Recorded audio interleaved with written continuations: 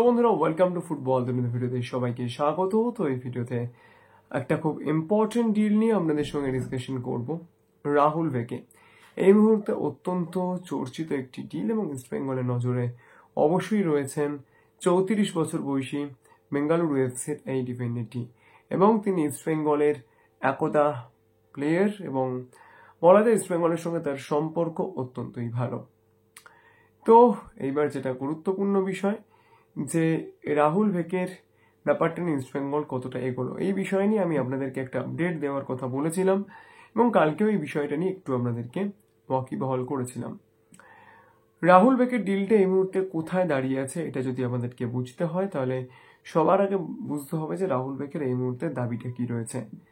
রাহুল ভেকের তরফ থেকে ইস্ট বেঙ্গলের কাছে দাবি করা হয়েছে 1.8 করোড় তার মান্থলি স্যালারি, এবং বেঙ্গালুরুর তরফ থেকে একটা সার্টেন অ্যামাউন্ট অফ ট্রান্সফার ফি।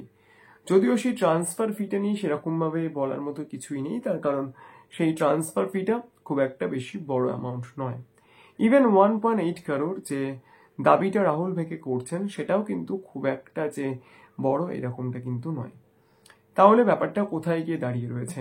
ব্যাপারটা একটা জায়গা থেকেই এখনো পর্যন্ত আটকে যাচ্ছে, সেটা হচ্ছে যে রাহুল ভেকে তিনি 3 ইয়ার্সের কন্ট্রাক্ট চাইছেন।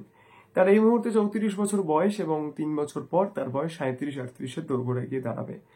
তো যদি এখন ইস্টবেঙ্গল তাকে 3 বছরের কন্ট্রাক্ট দেয়, তাহলে পরবর্তীকালে তার পারফরমেন্স কি হবে সেইটা নিয়ে একটা বড়সড় প্রশ্নচিহ্ন অবশ্যই থেকে যাচ্ছে।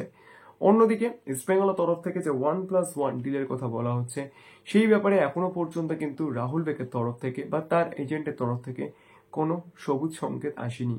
তো বলাই যায় রাহুল ভেকের ডিলটা এই মুহূর্তে কিন্তু দাঁড়িয়ে রয়েছে কত বছরের চুক্তি হবে সেই বিষয়টার উপর। তো ইস্টবেঙ্গল ম্যানেজমেন্ট যদি এই ব্যাপারটাতে কনভিন্স করতে পারে, তাহলে আমার মনে হয় রাহুল ভেকের কিন্তু ইস্টবেঙ্গলে আসার যথেষ্ট সম্ভাবনা রয়েছে। কিন্তু ট্রান্সফার মার্কেটে সবসময় আমরা যে কথাটা বলি যে nothing is confirmed until it is signed. তো রাহুল ভেকের ক্ষেত্রে আমি ঠিক সেই কথাটাই ইউজ করব, কিন্তু তা সত্ত্বেও বলতে পারি ব্যাপারটা কিন্তু যথেষ্ট পজিটিভ সাইডেই রয়েছে।